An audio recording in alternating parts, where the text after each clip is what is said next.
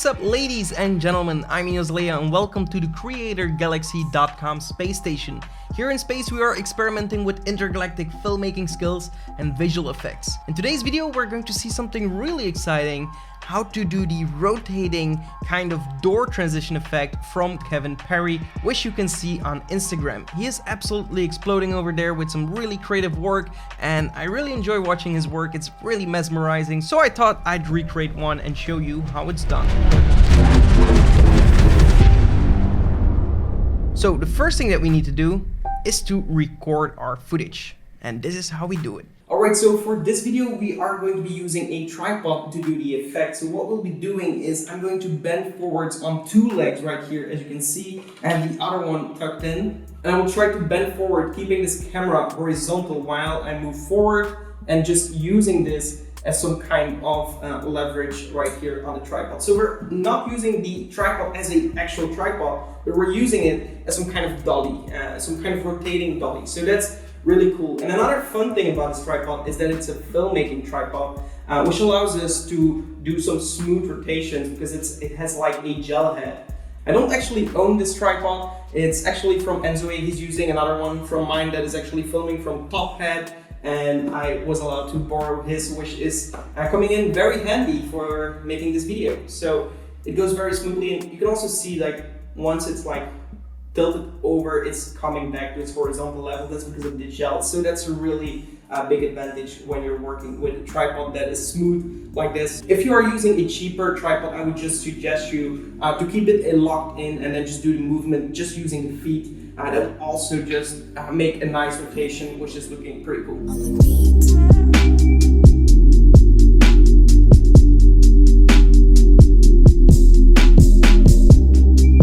What I really enjoy about these second wave V2 lights is that you can really change the intensities, and also that you have the control over the color temperature, because with cheaper lights you will get a lot of shifts in the colors. Like for example, I have a softbox set and one light is colder than the other softbox and the other one is a little bit warmer, and they're not consistent. So that you can do right here with perfect adjustments in your color temperature.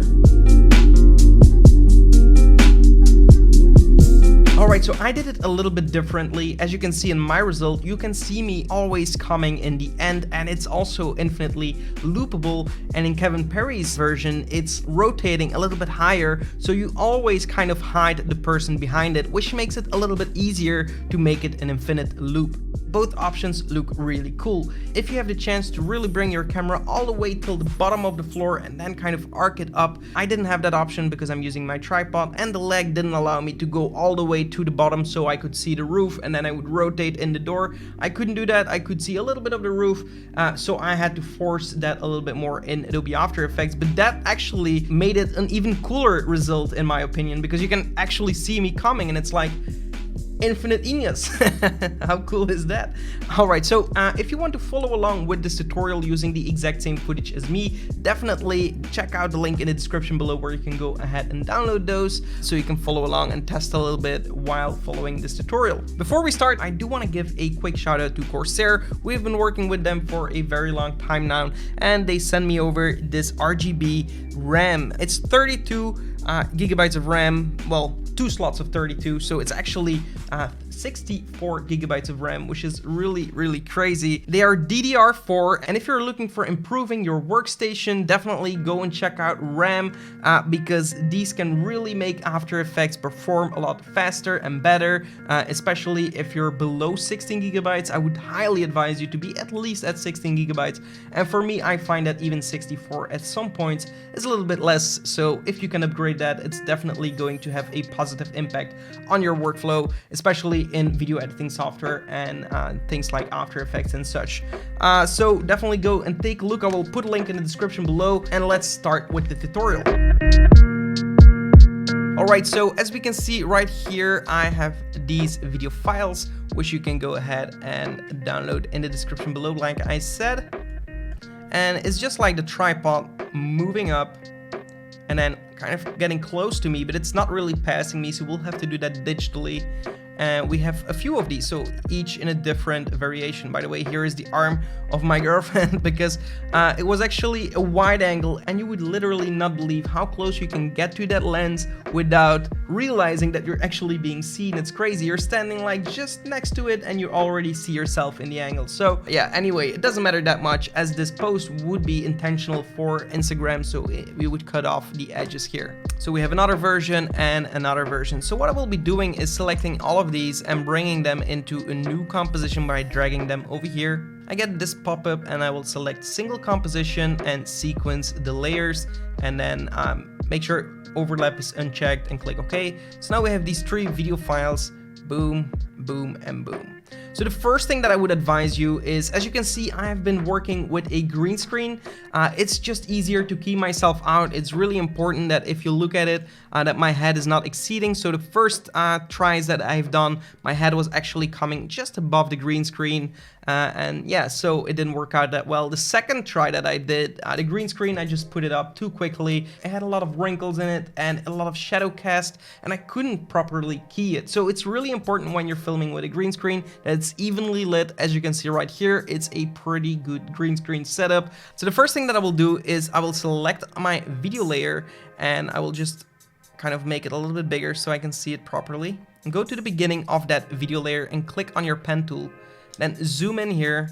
We're going to kind of mask out this door frame. So just make sure that it's only the empty space of the door. And we are keying this out and not using the green screen right now because we actually have this empty spot here which is not covered with the green screen, and we also need to mask that out. So that's kind of unfortunate. If that would have been completely filled with a green screen, we could just simply key it, but in this case we can't. So I'm going to press M on the keyboard and then I'm going to set this to none so we can actually see what we're doing right now. And then we can go to this bottom one and actually move it over because we cannot see that corner. I think this is a good key, and we're going to press M on the keyboard. Make sure you see the mask path and click on the stopwatch for mask path. Then go all the way till the end if you want. And we can kind of go ahead and move these over and try to kind of guess where we have to put these to kind of match the edges of the door. Then we will go to the middle and we'll do that again. And I try to do it this way. It's just an easier way to rotoscope things because you will have to do less and less adjustments over time because we're always taking these big jumps. Then we go in the middle of this one and you can already see we're kind of getting the form, and we can just fill it in here. So eventually you will have your door. I did a rough job, and as you can see I do have some issues, but I already did it actually, to be honest. Yeah, I've done it 4 times by now, so I really got tired of doing it over and over again. So you will have to do it more precisely, let's say, than me. And once you're satisfied, what you can do is just click here and subtract it. But the problem is that we're also subtracting myself. So I'm going to click on that footage and I'm going to duplicate it with Ctrl and D, or go to edit duplicate. And we're going to press M on the keyboard, click on the mask path and delete it. The next thing we want to do is create another mask. So yeah, we're going to create a second mask here. Go to the beginning of the frame again. So we are working on the duplicated one, and we're just going to mask around myself this time. Just like that. Again, press M on the keyboard, set it to none, and also create a keyframe. Go all the way till the end. And this time we're going to fill the entire left spot so we can see myself. This can be a rough one, so we can see that right here. We're using that green screen. Here I'm going to adjust it even more.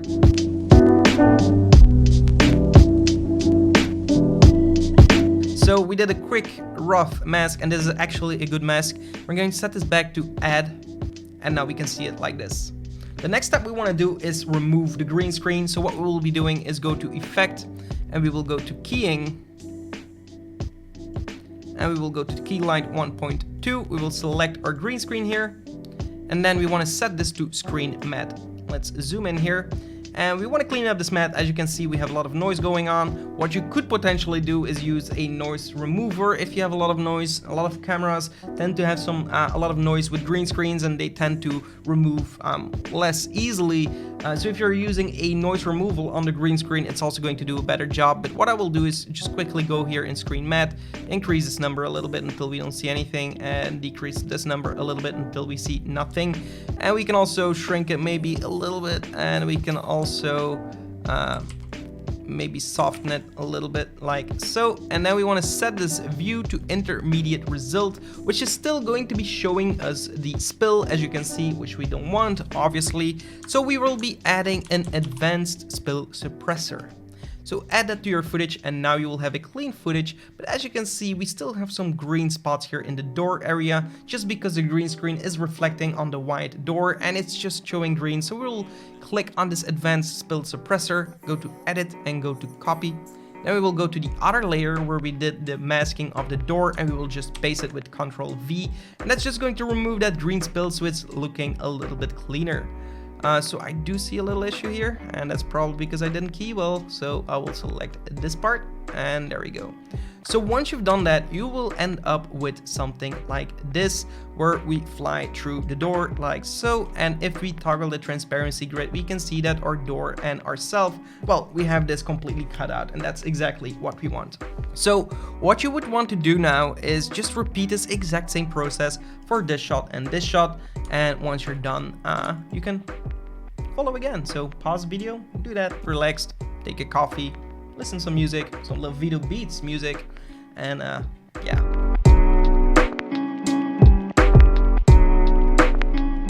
Before we continue with this tutorial, I do want to talk about today's video sponsor, and that's us. We at CreatorGalaxy help you create epic videos at a super affordable price. Whether you want to buy everything separately or you want to join our subscription model and get everything unlimited, we will be providing you with the best templates, presets and packs, and also the Premiere Pro course where you can learn Premiere Pro from A to Z and just get from beginner to a pro level, learn everything that you need to know. It's all on the website, so links will be in the description below. And let's continue with the tutorial.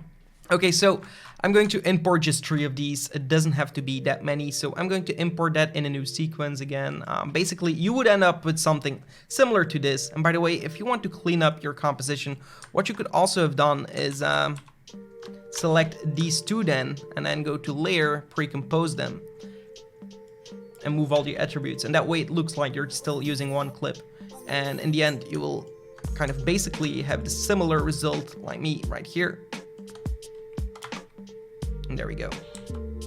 So once you have that, we now want to perfect it.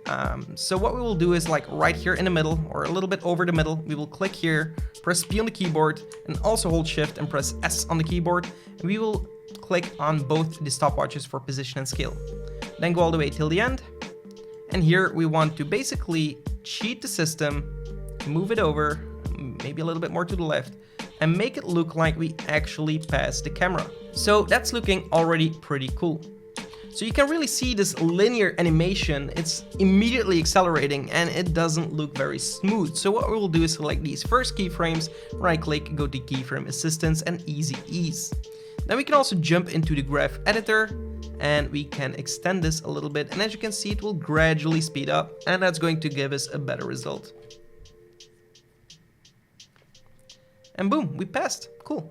So what we want to do, again, we want to do this for all of these shots. So now I'm going to select the second shot, just bring it below our new shot. And we basically want to see the movement here. So we have this movement coming up, and then we have the second shot, and it's also coming up like right here, it's starting the animation. So try to kind of frame it that way so it looks good. We have the second shot. Okay, cool. And then like later we'll have the third shot. So what we want to do here is we can see that the first few seconds of that shot, we're not actually doing anything. It's not moving, it's just standing still, and then it's moving. So right here where it starts moving, we will press P again and also scale, hold Shift S, and we will select again the 2 stopwatches to make keyframes. We will go all the way back to the beginning, and actually what you want to do is maybe extend it even longer. So we will select the first frame and go to edit, split layer, right click, time, freeze frame. And basically we're going to uncheck these keyframes for now. We're going to extend this frozen frame and select these 2 clips and go to layer, recompose, move all the attributes. This is going to be O2. And now we have a longer video just with that still frame in there, just to fill up the background a little bit. So that's what we want. We will go again to that location where we start moving. That's around here. So that's good. Press P and hold Shift S. make keyframes, and go all the way till the beginning. And here we basically want to just scale it down and then move it like over here. And now we will have like it scaling up and then rotating, and it's going to look like it's coming from a distance and just doing that animation.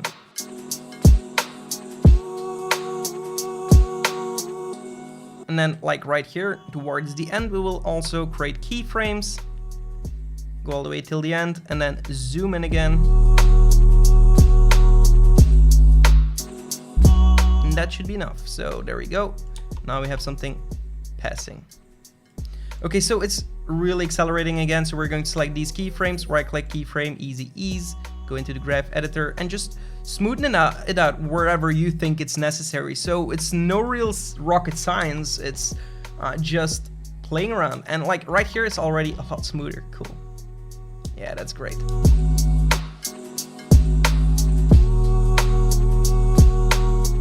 Okay, we've got it. Now we have this last one. We're going to bring this underneath as well. And there we go. Great. This is looking amazing already. It's in a perfect timing. The first frame, again, I'm going to just hold Ctrl, Shift, and press D. Now we have this first frame. Right click on it, time, freeze the frame. And we're going to extend this all the way till the beginning. And then select these, well, one more. Select these two, right click, or Ctrl, Shift, C to pre-compose this, and O3. And there we go. So we like where it starts here. So press P and hold Shift S, and we're going to create keyframes. Go all the way till the beginning. Scale it down. All the way until here.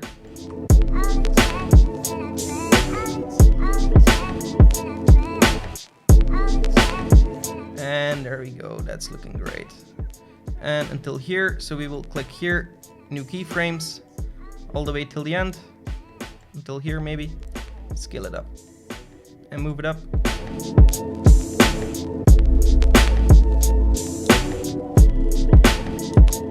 Select these keyframes, and easy ease, and we're going to smooth them out. Okay, so now we have this. So the cool thing here is right now you can see that I'm actually covering up this frame here. So this is a perfect opportunity to do whatever we want with the background and just to repeat the entire same process. So what I will be doing first is clean up a little bit more of the background, because we can see that we don't see the ceiling. And as I said, that's because I couldn't just lower my tripod all the way till the floor, so I have to cheat it afterwards in post. But this gives you a perfect opportunity to learn even more. What I'll do is create a new solid layer. And I'm just going to use the pivot tool to select one of these colors of this ceiling here. Click OK, and just bring this below all my videos. So as you can see, the first one is okay. The second one, we can actually see it, so that doesn't look that good. So we'll click here on the rectangle tool, and we're just going to select the top part of this. And then press subtract, press F on the keyboard, and just feather it quite a bit. Like 250, I think that's okay. We can still click on a mask and then kind of move it over if you want to do it a little bit differently. And then press M on the keyboard for that mask, create a keyframe, and then like right here, we do want to move it off screen so we don't see it. And like right here, I do still want to have it in screen and kind of just eyeball it a little bit. It's not a big deal.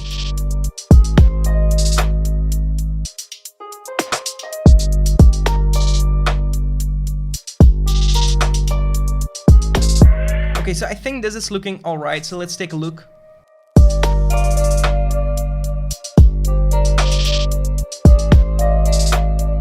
I'm going to close everything so we have a little bit better oversight.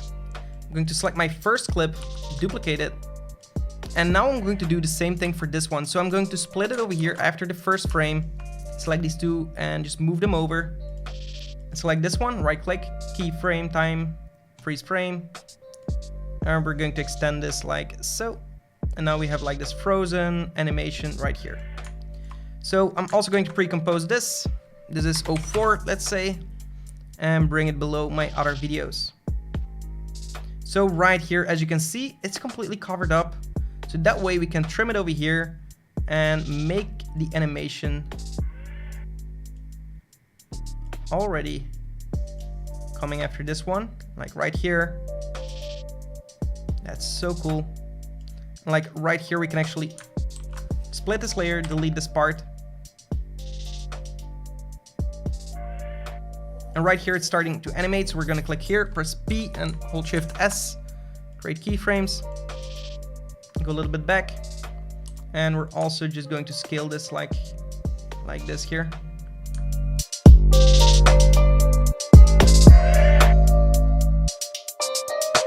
And again, we're also going to just mask out that top part here.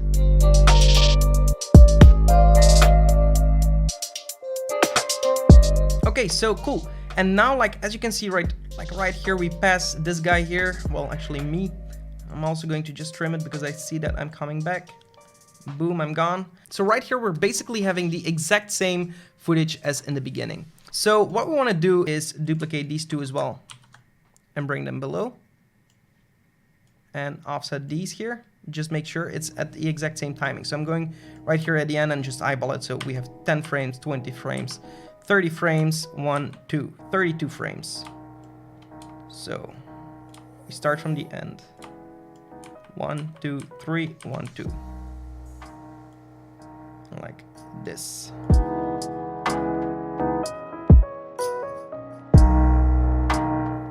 Okay, so this would be the exact same as like somewhere over here. So as you can see, we now have to just find that frame. So to do that, I will just select everything, go to layer, pre-compose this. So now what I want to do is go to a moment that I think is a duplicate like later in the shot. So I will just trim it until here, press B on the keyboard to start from here. And like right here, we have another one. So we will just go here, split the layer, duplicate it. Then we will press T on the keyboard, set it to 50%.